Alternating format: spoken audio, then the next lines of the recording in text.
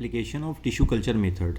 तो एक एप्लीकेशन बड़ा इंपॉर्टेंट यहाँ पर है कि recovery of healthy plant from the disease plant. हम टिश्यू कल्चर मेथड के थ्रू हेल्दी प्लांट को आइसोलेट कर सकते हैं या बना सकते हैं फ्रॉम द डिजीज़ प्लांट। तो यहाँ पे जो कंसेप्ट दिया वो क्या है, if the plant is infected with a virus the meristem apical और axillary is free of virus. अगर प्लांट में इन्फेक्शन है वायरस का तो उसका मेरिस्टेम वाला पार्ट और एक्सिलरी मेरिस्टेम वाला पार्ट, ठीक है, एपिकल मेरिस्टेम और एक्सिलरी मेरिस्टेम जो होता है वो वायरस से फ्री होता है। तो वहाँ पर इन्फेक्शन नहीं होता वायरस का। अगर उस स्ट्रक्चर को हम लोग प्लांट में से आइसोलेट कर लें तो उसका इस्तेमाल किया जा सकता है डिजीज़ फ्री प्लांट फॉर्मेशन में। तो हम लोग क्या करते हैं, hence remove meristem and grow it in vitro. In vitro मतलब आर्टिफिशियली ग्रो करेंगे to obtain virus free plant. Scientists have succeeded in culturing meristem of the banana, sugarcane, potato etc. तो कई सारे प्लांट का प्रोडक्शन यहाँ पर किया गया है, वैरायटी ऑफ प्लांट का, जैसे यहाँ पे शुगर केन है, पोटैटो है, बनाना है, by this method. Next, genetically engineered crop based agriculture क्या है। तो ऑर्गेनिक फार्मिंग जो है वो इको फ्रेंडली तो है, लेकिन यहाँ पर अप्रिशिएबल लेवल तक हम इंक्रीज़ नहीं कर सकते यील्ड को। जितना प्रोडक्शन होना चाहिए उतना प्रोडक्शन नहीं हो सकता है। तो अब इसका सोल्यूशन क्या है? इसका सोल्यूशन ये है कि हम जेनेटिकली मॉडिफाइड क्रॉप्स और जेनेटिकली मॉडिफाइड ऑर्गेनिज्म का इस्तेमाल कर सकते हैं एग्रीकल्चर में। जैसे प्लांट्स हों, एनिमल्स हों, फंगाई हो, बैक्टीरिया, अगर इनके जीन में या जेनेटिक कॉम्बिनेशन में किसी तरह का भी मॉडिफिकेशन, अल्टरेशन किया गया है तो ऐसे ऑर्गेनिज्म को हम लोग क्या बोलते हैं, जेनेटिकली मॉडिफाइड ऑर्गेनिज्म, राइट। मतलब main purpose of genetic modification, ठीक है, क्यों किया जा रहा है प्लांट्स में या न्यू वैरायटी क्यों बनाई जा रही है। पहला है made crops more tolerant to abiotic stresses, for example cold, drought, salt, heat. मतलब एक्सट्रीम हाई टेम्परेचर हो या बहुत ज़्यादा लो टेम्परेचर हो जा रहा है, कभी कभी सूखा पड़ जा रहा है, पानी की कमी हो जा रही है, साल्टेशन हो जा रहा है यानी सैलिनिटी बढ़ जा रही है वाटर की। तो इस तरह का जो एबायोटिक स्ट्रेस है, एबायोटिक स्ट्रेस मतलब जो टेम्परेचर या इन्वायरमेंट से रिलेटेड स्ट्रेस प्लांट पर पड़ता है उसके अगेंस्ट में रेजिस्टेंस पैदा हो सके, इस तरह का प्लांट बनाना। दूसरा, reduce reliance on chemical pesticides. तो इस तरह के प्लांट का प्रोडक्शन करना जिनकी डिपेंडेंसी जो हो केमिकल पेस्टिसाइड्स पे कम से कम हो। मतलब हम यहाँ पे केमिकल पेस्टिसाइड्स का कम से कम इस्तेमाल करें और इंसेक्ट रेजिस्टेंस या पेस्ट रेजिस्टेंस प्लांट का प्रोडक्शन कर लें। तीसरा पॉइंट है help to reduce post harvest loss. तो जो क्रॉप बन रही है फिर उसकी कटाई हम लोग करते हैं, कटाई करने यानी हार्वेस्टिंग के बाद जो लॉस होता है उस लॉस को बचाने के लिए भी हम जेनेटिक मॉडिफिकेशन कर सकते हैं। नेक्स्ट है increased efficiency of mineral usage by the plants, this prevents early exhaustion of fertility of soil. तो ऐसे प्लांट बनाएं कि जो बेहतर तरीके से मिनरल्स का इस्तेमाल कर सकें। नेक्स्ट है enhance nutritional value of food, vitamin A enriched rice. Example के तौर पर दिया हुआ है कि ऐसे प्रोडक्शन करना है क्रॉप का जिसके अंदर डिफरेंट टाइप ऑफ मिनरल्स का अमाउंट बढ़ जाए, जैसे कि vitamin A enriched golden rice का प्रोडक्शन किया गया है। मैं यहाँ पे नाम लिख देता हूँ, गोल्डन राइस। केवल राइस नहीं, इसको हम लोग गोल्डन राइस, माफ़ कीजिएगा, जब भी वीडियो बनाने बैठता हूँ तो सेम टाइम होता है घर पे खाना पकने का और कुकर की आवाज़ भी साथ साथ पैरेलली चलती रहती है। तो कोई नहीं, हम लोग इसको पढ़ेंगे इसी तरह से। नेक्स्ट है जीएम आल्सो यानी जेनेटिकली मॉडिफाइड जो मॉडिफिकेशन किया जा रहा है also has been use to create tailor of favourable made plants to supply alternative resources to industries in the form of starch, fuels and pharmaceuticals. तो ऐसे plant को भी प्रोड्यूस करना है जो इंडस्ट्री के लिए यूज़फुल हो, चाहे वो फार्मास्यूटिकल इंडस्ट्री हो या फ्यूल इंडस्ट्री हो, राइट। तो अब मेन एप्लीकेशन हम लोग देख लेते हैं जो हम लोग को पढ़ना है। तो एग्रीकल्चर में insect pest resistance transgenic plant का प्रोडक्शन, एग्जांपल के तौर पे यहाँ पे बीटी कॉटन दिया हुआ है। तो बीटी कॉटन का प्रोडक्शन कैसे किया गया और बीटी यहाँ पर क्या है, तो बीटी का मतलब यहाँ पर बैसिलस thuringiensis बैक्टीरिया है जो कि प्रोड्यूस करता है एक टॉक्सिन प्रोटीन जो किल करते हैं सर्टेन इंसेक्ट्स ग्रुप में। सर्टेन इंसेक्ट ग्रुप के जो इंसेक्ट्स हैं उनको किल करने का काम करता है। जैसे कि एग्जांपल के तौर पर दिया है लेपिडोप्टेरन्स, इसमें टोबैको बर्डवॉर्म आएगा, आर्मी वॉर्म। कोलियोप्टेरन्स में बीटल्स हैं, वहीं डिप्टेरन्स में फ्लाइज मस्कीटो।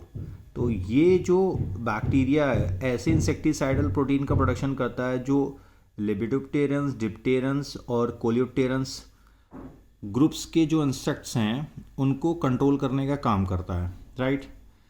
तो BT synthesize crystal protein also called cry protein during a specific growth period. एक पर्टिकुलर ग्रोथ पीरियड के दौरान ये प्रोडक्शन करता है इंसेक्टिसाइडल प्रोटीन का, जिसको हम लोग बीटी प्रोटीन या बीटी टॉक्सिन कहते हैं। This crystal contain a toxic insecticidal protein which exist as inactive protoxin. तो जो शुरुआत में ये क्रिस्टल प्रोटीन बनता है तो इनएक्टिव फॉर्म में होता है, लेकिन जैसे ही कोई इंसेक्ट इसे इंजेस्ट करेगा, खाता है, तो उसके एल्केलाइन पीएच की वजह से जो कि उसके गट में होता है, ये क्रिस्टल सॉल्युबलाइज हो जाते हैं और टॉक्सिन जो होता है वो एक्टिव हो जाता है। फिर से मैं बोल रहा हूँ, जैसे ही कोई इंसेक्ट इस प्रोटीन को इंजेस्ट करेगा, फीड करेगा, वो प्रोटीन जैसे ही उसके गट में पहुँचेगा अंडर द एल्केलाइन पीएच, वो क्रिस्टल जो इनएक्टिव फॉर्म में था यानी प्रोटॉक्सिन के फॉर्म में था वो एक्टिव हो जाएगा। और जब वो एक्टिव हो जाएगा तो उसका काम क्या होगा, जो एक्टिव टॉक्सिन है वो बाइंड करेगा surface of the midgut epithelial cell और यहाँ पे पोर क्रिएट करेगा, जिससे सेल की स्वेलिंग होगी और फिर अल्टीमेटली क्या हो जाएगी, लिसिस हो जाएगी। तो इंसेक्ट डाई कर जाएगा। तो हम बिना इकोसिस्टम या सॉइल को बर्बाद किए, डिस्टर्ब किए हुए अपने प्लांट को बचा लेंगे और प्लांट में ये नेचुरल रेजिस्टेंस पैदा हो जाएगा पर्टिकुलर इंसेक्ट। तो जो बीटी टॉक्सिन है वो कंट्रोल करता है किसे किसे, फिर से वही दिया हुआ लेपिडोप्टेरन्स, कोलियोप्टेरन्स और डिप्टेरन्स ग्रुप के इंसेक्ट्स को, राइट। अब बीटी टॉक्सिन बनाने वाला जो जीन है उसको हम लोग क्राई जीन कहते हैं, जो कि कोड करता है क्राई प्रोटीन को, राइट। क्राई प्रोटीन मतलब क्रिस्टल प्रोटीन, अभी ऊपर उन्होंने पढ़ा है। अब कौन कौन से यहाँ पे जीन हैं, एक है क्राई फर्स्ट AC, दूसरा है क्राई फर्स्ट AB और तीसरा यहाँ पे क्राई सेकंड AB। इसके अलावा भी कई सारे जीन आइसोलेट किए गए हैं और इनको आइसोलेट करने के बाद ट्रांसफ़र किया गया डिज़ायर्ड प्लांट में। तो प्लांट क्या हो गया, जेनेटिकली मॉडिफाइड हुआ, राइट। और जब जेनेटिक मॉडिफिकेशन प्लांट में हो जा रहा तो उस प्लांट को हम लोग GM प्लांट या BT प्लांट कह रहे हैं। चाहे वो कॉटन प्लांट है तो बीटी कॉटन कहेंगे, टोमेटो प्लांट है तो बीटी टोमेटो कहेंगे, पोटैटो प्लांट है तो बीटी पोटैटो या एट्सेट्रा, इसी के हिसाब से। अब डिपेंड करता है कि आप किस जीन को इंट्रोड्यूस कर रहे हो प्लांट में, जिस इंसेक्ट से आपको बचाना है उसी के हिसाब से क्या कहते हैं आप यहाँ पर जीन का इस्तेमाल करोगे। जैसे एक एग्जांपल के तौर पे चूँकि कॉटन प्लांट में जो जीन इंट्रोड्यूस किया गया था बीटी बैक्टीरिया का, वो कौन सा था, क्राई फर्स्ट AC और क्राई सेकंड AB। ये कंट्रोल करता है कॉटन बॉल वॉर्म को, मतलब ये ऐसे इंसेक्टिसाइडल प्रोटीन का फॉर्मेशन करेगा ये जीन जो कॉटन बॉल वॉर्म को कंट्रोल करेगा। उसी तरह से क्राई फर्स्ट AB कंट्रोल करता है कॉर्न बोरर को। तो जीन कौन से हैं ये इंपॉर्टेंट है, ये याद रखिएगा। किसको कंट्रोल करता है ये भी इंपॉर्टेंट है।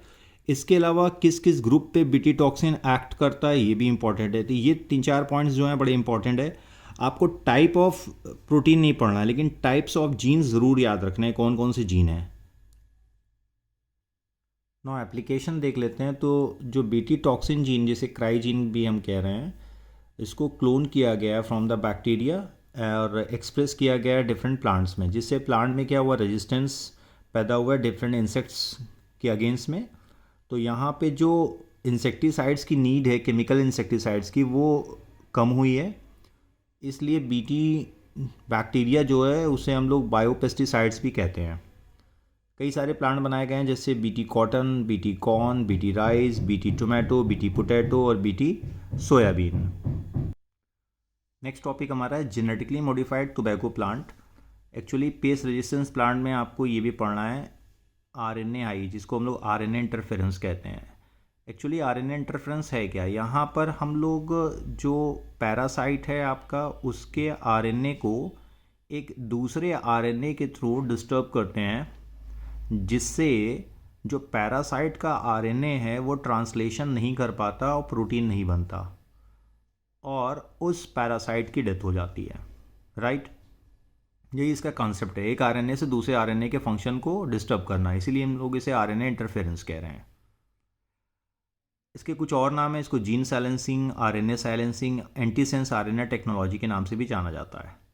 सबसे पहले इसे रिपोर्ट किया था फायर और मेलो ने इन सीनोहेपेटाइटिस इलिगन निमेटोड में इन 1998, जिसके लिए इनको नोबेल प्राइज़ मिला 2006 में।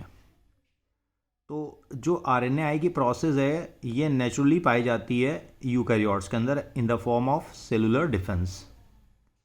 इस प्रोसेस में करके आ रहे हैं in this silencing of a specific mRNA. ठीक है, किसी पर्टिकुलर टारगेट एमआरएनए को आप चूज़ करेंगे और उसको साइलेंस करेंगे। साइलेंस का मतलब क्या हुआ, उसका ट्रांसलेशन आप रोक दोगे।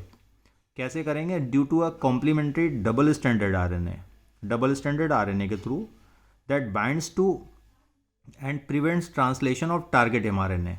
तो जिस एमआरएनए को आपको रोकना है उस एमआरएनए को एक डबल स्टैंडर्ड आरएनए के थ्रू आप टारगेट करेंगे और उसके ट्रांसलेशन को रोक देंगे। मतलब स्पेसिफिक एमआरएनए क्या हो जाएगा, साइलेंट हो जा रहा है। साइलेंट का मतलब यहाँ पर ये है कि वो वर्क नहीं कर पा रहा है। तो जो डबल स्टैंडर्ड आरएनए आप बाहर से डालोगे अपने टारगेट एमआरएनए के लिए, ध्यान रखिएगा जो डबल स्टैंडर्ड आरएनए आप ले रहे हो वो कॉम्प्लीमेंट्री है, उसमें कॉम्प्लीमेंट्री बेस पेयर हैं इस टारगेट एमआरएनए के लिए। उसका सोर्स क्या है, ये आरएनए वायरस का इन्फेक्शन हो सकता है या आप इस्तेमाल कर सकते हो मोबाइल जेनेटिक एलिमेंट जिन्हें हम लोग ट्रांसपोजन्स भी कहते हैं। नेक्स्ट पॉइंट है RNA I in tobacco plant. तो टोबैको प्लांट में आरएनए आई की प्रोसेस की कैसे गई, आरएनए इंटरफेरेंस की। तो एक निमेटोड है जिसका नाम मिलेडोनोजाइन इनकॉग्निशिया है, ये इन्फेक्ट करता है रूट्स ऑफ टोबैको प्लांट। तो अगर टोबैको को रूट को ही इन्फेक्ट कर दे, तंबाकू प्लांट के जड़ों को ही इन्फेक्ट कर देगा, तो जाहिर सी बात है कि वाटर और मिनरल का एब्जॉर्प्शन नहीं हो पाएगा और प्लांट की ग्रोथ क्या होगी, डिस्टर्ब हो जाएगी। तो आरएनए की प्रोसेस की कैसे गई, एग्रोबैक्टीरियम जिसके बारे में आप लोग आगे भी पढ़ेंगे, ये एक नेचुरल जेनेटिक इंजीनियर है और बायोटेक्नोलॉजी के फर्स्ट वाले पार्ट में आपको इसके बारे में पढ़ने के लिए मिलेगा। इसमें दो तरह के प्लाज्मिड होते हैं, टीआई प्लाज्मिड, आरआई प्लाज्मिड, जिसका इस्तेमाल होता है एज अ क्लोनिंग वेक्टर के तौर पे। राइट, तो इस बैक्टीरिया का इस्तेमाल किया गया और बैक्टीरिया मतलब इसके वेक्टर का इस्तेमाल किया जा रहा है एज अ वेक्टर के तौर पे, और निमेटोड स्पेसिफिक जीन्स को इंट्रोड्यूस किया गया होस्ट प्लांट में। तो होस्ट प्लांट कौन सा है, तंबाकू प्लांट है। तो जो निमेटोड स्पेसिफिक जीन है या जो डीएनए है उसने प्रोड्यूस किया सेंस और एंटीसेंस आरएनए को। सेंस और एंटीसेंस आरएनए का मतलब यहाँ पर यह है कि दोनों कॉम्प्लीमेंट्री बेस पेयरिंग कर रहे हैं और एक डबल स्टैंडर्ड आरएनए बना रहे हैं इन द होस्ट सेल में। आगे लिखा both the RNA form double standard due to their complementary base pairing. ठीक है, वही बात हो रही है अभी। और फिर ये शुरू करते हैं आरएनए आई की प्रोसेस। तो जब डबल स्टैंडर्ड आरएनए बन जा रहा है तो ये साइलेंस कर रहा है स्पेसिफिक या टारगेट एमआरएनए जो है निमेटोड का। मैं इसको थोड़ा तो दूसरी तरह से आपको सादे पेज पे भी यहीं पे समझा देता हूँ। देखिए हमने क्या किया, निमेटोड स्पेसिफिक जीन को लिया, राइट, और फिर इस्तेमाल किया एग्रोबैक्टीरियम वेक्टर का। क्लियर है। और देन इस निमेटोड स्पेसिफिक जीन को ट्रांसफ़र किया कहाँ, होस्ट प्लांट में। कहाँ ट्रांसफ़र करें बेटा, होस्ट प्लांट में। तब होस्ट प्लांट ने क्या किया, दो तरह के आरएनए बनाए, एक सेंस दूसरा एंटीसेंस आरएनए। राइट, अब ये दोनों आरएनए एक दूसरे के कॉम्प्लीमेंट्री थे, तो इन्होंने क्या किया, डबल स्टैंडर्ड आरएनए बना लिया। अब ये डबल स्टैंडर्ड आरएनए जो है ये स्टार्ट करता है ना, ये क्या स्टार्ट करता है, आरएनए आई की प्रोसेस, और जाकर बाइंड कर जाएगा पैरासाइट के, जिस पैरासाइट को या जिस पैथोजन को आपको रुकना है, पैरासाइट के टारगेट mRNA के साथ, टारगेट mRNA के साथ, तो अब होगा क्या, इस mRNA का इस RNA के वजह से साइलेंसिंग हो जाएगा, यानी ये डबल स्टैंडर्ड RNA साइलेंस कर रहा है, किसको साइलेंस कर रहा है, इस mRNA को। तो अब पैरासाइट प्रोटीन बना नहीं पाएगा, तो पैरासाइट की क्या हो जाएगी, डेथ हो जाएगी। तो जब डेथ हो जाएगी तो आपका होस्ट प्लांट क्या होगा, बच जाएगा, राइट। तो उम्मीद है आपको समझ में आ गया होगा। अब हम लोग नेक्स्ट इसके आगे आते हैं। तो आपको समझ में आया होगा। अब वही चीज़ यहाँ पर दी हुई है कि एग्रोबैक्टीरियम वेक्टर का इस्तेमाल कर रहे हैं हम लोग, नेमेटोड स्पेसिफिक जीन को ट्रांसफ़र कर रहे हैं होस्ट प्लांट में। होस्ट प्लांट क्या बना रहा है, सेंस और एंटी सेंस आरएनए। ये दोनों कॉम्प्लीमेंट्री होते हैं, डबल स्टैंडर्ड आरएनए का फॉर्मेशन करते हैं और फिर साइलेंस्ड करते हैं किसको, स्पेसिफिक एमआरएनए को। तो जैसे ही टारगेट एमआरएनए साइलेंस्ड होगा, नेमेटोड क्या होगा, आपका डाई कर जाएगा और होस्ट प्लांट आपका क्या होगा, प्रोटेक्टेड हो जाएगा। कुछ और जेनेटिक मॉडिफिकेशन हम लोग देखते हैं जो ट्रांसजेनिक प्लांट बनाए गए हैं। ये हालांकि एनसीईआरटी में नहीं है, लेकिन थोड़ा थोड़ा हम लोग है बस डिस्कस कर लेंगे, बहुत ज़्यादा नहीं। जैसे ट्रांसजेनिक टोमेटो, और यहाँ पर किया क्या गया कि in this expression of pectin dissolving gene blocked which form enzyme polygalacturonase, जिसको हम लोग शॉर्ट में पीजी कहते हैं, due to antisense RNA technique. तो आरएनए टेक्निक इस्तेमाल की गई, कौन सी, एंटीसेंस आरएनए टेक्निक, जिससे हुआ क्या कि इस एंजाइम का प्रोडक्शन बंद हो गया। प्रोडक्शन बंद होने की वजह क्या है, एक्चुअल में इस जीन को ब्लॉक किया गया। तो जो टोमेटो का आउटर शेल है, मतलब उसका जो स्किन है जिसमें पेक्टिन होता है, उसका डिसोल्यूशन या उसका जो राइपनिंग है वो डिले हो जा रहा है। क्यों ऐसा हो रहा है, क्योंकि यही एंजाइम पेक्टिन को डिसॉल्व करता है। इसको बनाने वाले जीन को ही अगर हम ब्लॉक कर दें तो ये एंजाइम बनेगा नहीं, पेक्टिन डिसॉल्व होगा नहीं। तो इसका फ़ायदा क्या होगा, आपका जो फ्रूट है यानी टोमेटो है वो फ्रेश रहेगा फॉर अ लॉन्गर पीरियड, जिससे उसकी शेल लाइफ भी क्या हो जाएगी, बढ़ जाएगी, और वो जल्दी ख़राब नहीं होगा, है ना। तो ये एंजाइम प्रमोट करता है softening of the fruit shell और स्किन, मतलब पेक्टिन को डिसॉल्व करता है। नेक्स्ट इसके बाद हम लोग गोल्डन राइस की बात करते हैं। तो गोल्डन राइस ट्रांसजेनिक वैरायटी है राइस की, जिसका बायोलॉजिकल नेम है ओराइजा सटाइवा। ठीक है, राइस का बायोलॉजिकल नेम क्या है, ओराइजा सटाइवा। हर तरह के राइस के लिए, कोई ऐसा नहीं है कि सिर्फ गोल्डन राइस के लिए। तो गोल्डन राइस में क्या होता है, बीटा कैरोटीन होता है, जिसको प्रो विटामिन ए कहते हैं। इसी की वजह से इसका कलर कैसा आता है, आपका गोल्डन कलर आता है। तो ऐसे पेशेंट को हम लोग इसे सप्लाई कर सकते हैं जिनमें नाइट ब्लाइंडनेस या स्किन डिसऑर्डर का प्रॉब्लम है। और चूँकि ये चावल हर किसी के लिए उपलब्ध होगा, तो आसानी से ये गरीब भी इस्तेमाल कर सकते हैं, मतलब जिनके पास बहुत पैसे नहीं हैं। ठीक है, हम लोग गरीब वर्ड तो यूज़ ही नहीं करना चाहिए किसी के लिए, अच्छा ही नहीं लगता है। लेकिन जिनके पास बहुत पैसे नहीं हैं, अगर इसको कमर्शियली अवेलेबल करा दिया जाए तो भाई देखिए, सबके पास ज़रूरी नहीं है कि इतना ज़्यादा इकोनॉमिकली स्टेबल हो हर कोई कि प्रतिदिन सेब या विटामिन ए का मेडिसिन खरीद के खाएं। मेडिसिन खाना बहुत अच्छी बात भी नहीं है, और महंगे फ्रूट्स खरीद के खाएं, नट्स। लेकिन अगर चावल के तौर पे विटामिन ए उनको मिल रहा है तो ये एक बेहतर तरीका होगा। इससे हम देख रहे हैं कि न्यूट्रिशनल वैल्यू चावल की या राइस की बढ़ जा रही है। नेक्स्ट टॉपिक यहाँ पे छोटा सा एक दिया हुआ है, मॉलिक्यूलर फार्मिंग। तो मॉलिक्यूलर फार्मिंग है क्या, जब आप प्लांट्स का इस्तेमाल करते हैं डिफरेंट टाइप ऑफ प्रोडक्ट्स को, बायोलॉजिकल प्रोडक्ट्स जो कि यूज़फुल है ह्यूमन बीइंग के लिए या एनवायरनमेंट के लिए, प्लांट्स का अगर आप इस्तेमाल करके बना रहे हैं, तो इस प्रोसेस को हम लोग मॉलिक्यूलर फार्मिंग कहते हैं। जैसे एक एग्जांपल दिया हुआ है हीरोडीन। हीरोडीन क्या है, एंटी कोगुलेंट है, जो कि लीच, जिसे हिंदी में हम लोग जोंक कहते हैं, उसके थ्रू बनाया जाता है ना। लीच का बायोलॉजिकल नेम हीरोडिनेरिया है। तो लीच से किया क्या गया, आइसोलेशन किया गया हीरोडीन जीन का, देन उसकी क्लोनिंग की गई और फिर इंट्रोड्यूस किया गया ब्रेसिका प्लांट में, ब्रेसिका नेपस प्लांट में। तो ब्रेसिका नेपस प्लांट ने उस जीन को एक्सप्रेस किया और हीरोडीन बनाना स्टार्ट किया। लेकिन वो हीरोडीन स्टोर कहाँ हो रहा था, सीड में।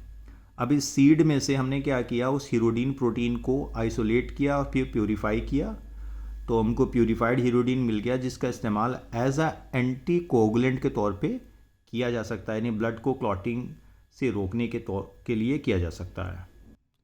नेक्स्ट टॉपिक हमारा आ गया बायोटेक एप्लीकेशन इन मेडिसिन। तो बायोटेक्नोलॉजी का मेडिसिन में क्या एप्लीकेशन है। तो एनसीईआरटी पे तीन पढ़ना है आपको। एक तो जेनेटिकली इंजीनियर्ड इंसुलिन के बारे में पढ़ना है, दूसरा आपको एडीए जीन थेरेपी पढ़ना है, और तीसरा आपको यहाँ पर मॉलिकुलर डायग्नोसिस के बारे में पढ़ना है। तीन टॉपिक आपके दिए हुए हैं इन हेल्थ केयर या मेडिसिन। तो recombination DNA technology have great impact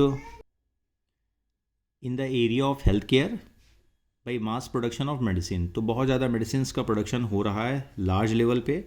presently देखा जाए तो 30 रिकॉम्बिनेंट प्रोटीन्स या थेरापेटिक्स मेडिसिन हैं जो अप्रूव्ड हैं पूरे दुनिया में, और उनमें से इंडिया में 12 जो हैं इस्तेमाल की जा रही हैं, मार्केट में हैं।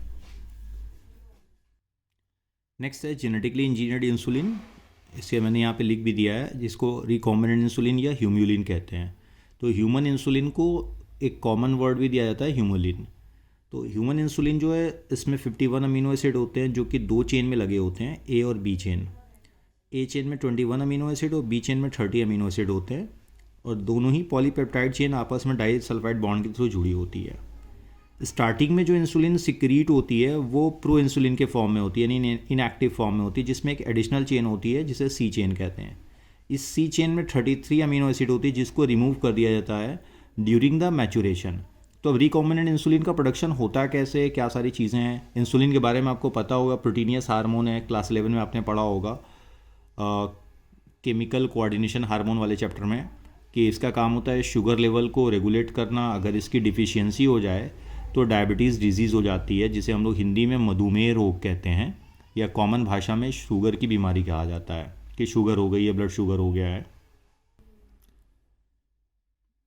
शुरुआत में जो इंसुलिन इस्तेमाल की जाती थी वो एक्सट्रैक्टेड की जाती थी from the pancreas of slaughtered cattle and pigs, ठीक है। और इसका इस्तेमाल होने से बहुत सारे पेशेंट्स में ये रिपोर्ट आई कि उनमें एलर्जी होना स्टार्ट हो गई, या दूसरे तरह के कॉम्प्लिकेशंस स्टार्ट हो गए।